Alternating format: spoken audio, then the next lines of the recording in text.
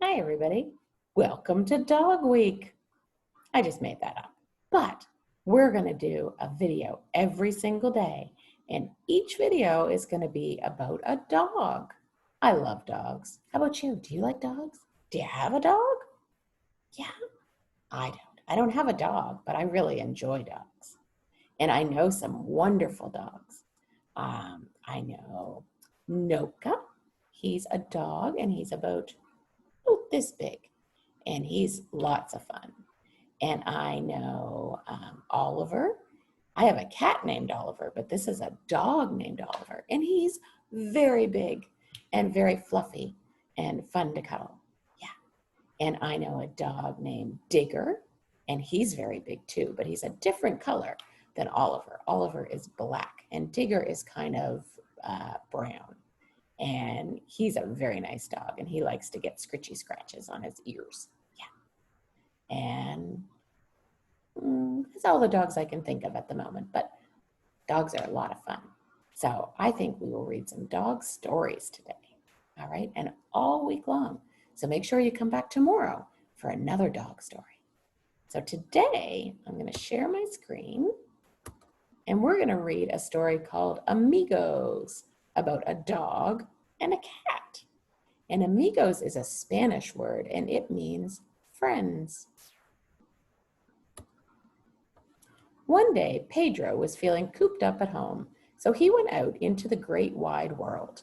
He wanted to experience something new, wanted to smell new aromas, hear new sounds, and learn new things. He sniffed a bit here and sniffed a bit there and was feeling good. Soon, Pedro came to a street. Caramba! A car nearly ran him over. Careful, muchacho, someone shouted. Don't you have eyes in your head? Of course I do, Pedro cried back. I just can't see anything with them. That's because Pedro had been blind since birth. It means he can't see. My name is Pedro, and you are? He asked. Hola, my name is Rosalie, and I'm pleased to meet you. And said Rosalie, coming slowly out from behind a bush. You have a beautiful voice, said Pedro. What are you waiting for over here? I want to cross the street just like you. I want to head out into the wide world, said Rosalie. But with my lame leg, I'm too slow and could easily be run over. Is it that dangerous? Asked Pedro.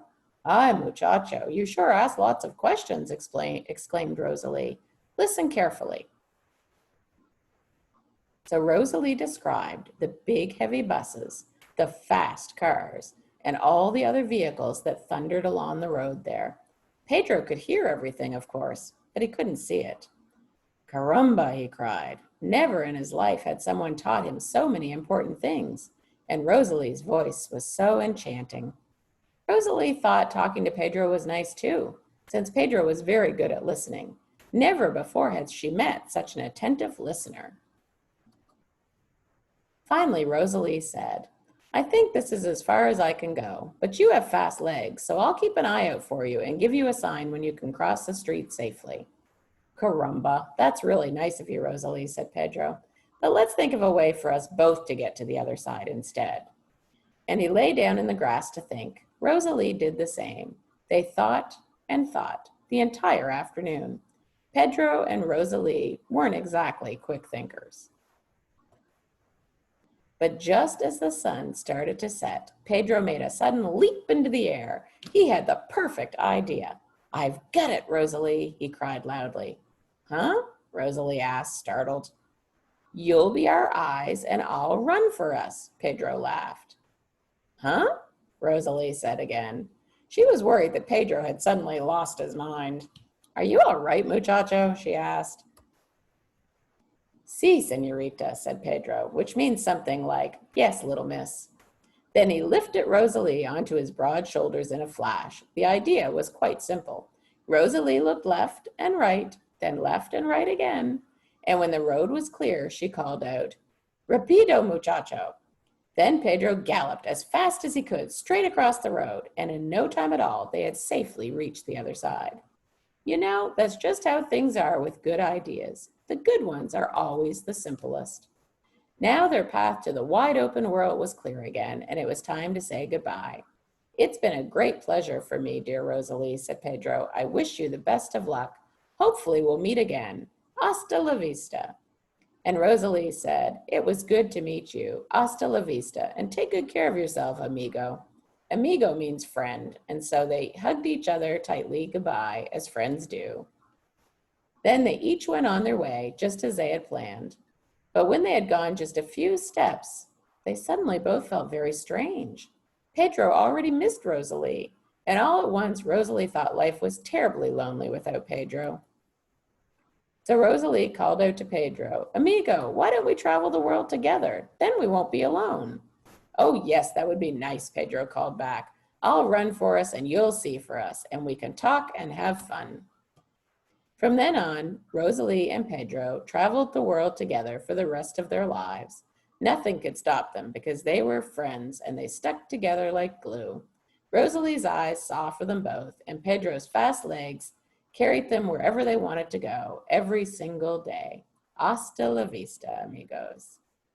What a great story. They were really good friends, weren't they? Yeah. And what one couldn't do, the other one could do. So together it was perfect. Yeah. Do you have friends, things that you can do that your friends can't do?